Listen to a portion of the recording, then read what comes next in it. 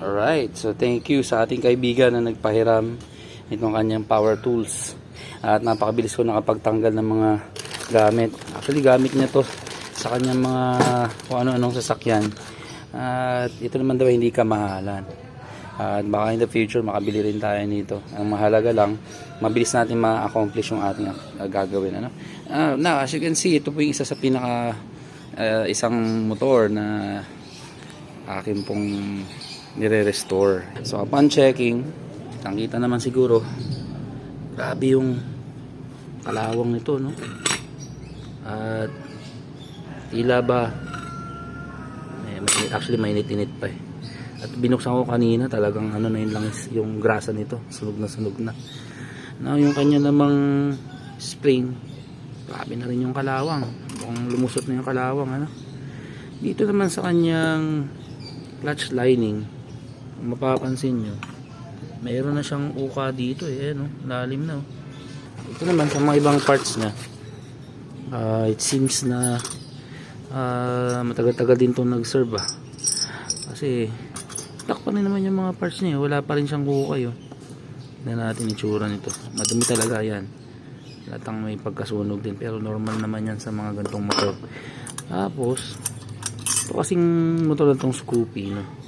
Maliit yung kanyang pinaka drive face kumpara sa iba, tapos may mga ngipin, may pamaypay, may fan, ano? Then ito yung kanyang drive face. Ayan, halatang hindi nakakakit dun sa pinakamataas, ano? Dahil nga ang isa na rin nating problema ay yung ating belt. Share ko na rin sa inyo yung nangyari sa belt. Dito sa belt, ang kita naman na ano na siya, malalim, hindi na siya so hindi na siya talaga pwede. Tapos basag-basag na rin siya, pero lang kung nakikita. Next one, yung kanyang pulley, pretty obvious na marami rin topak to. Try natin, wala pa siyang hukay. Yung mga bola naman, may ilan na may tama na, ayan, may hukay. Yung kanya namang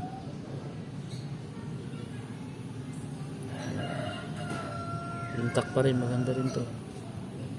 Yung pins, tapos yung mga slider nito, kung saan ang nahuhulog, mabuti may stock tayo dito.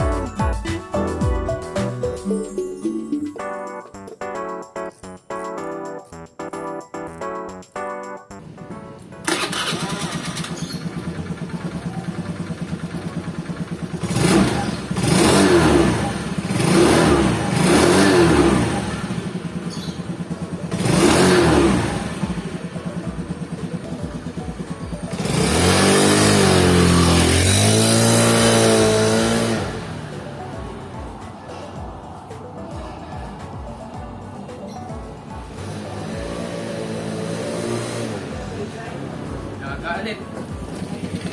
Okay.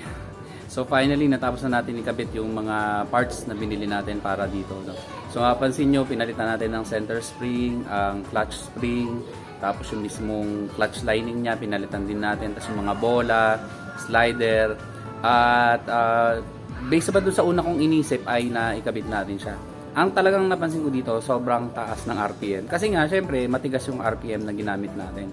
Pero alam naman natin yung mga aftermarket na spring na mga hindi naman ganun ka sikat pa o mga hindi pa ganun ka quality.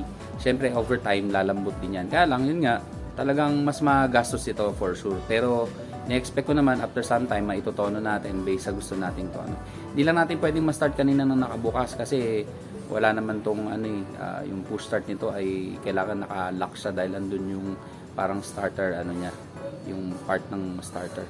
Tapos yung pinaka-lock naman para hindi rin takot din ako baka tumalsik.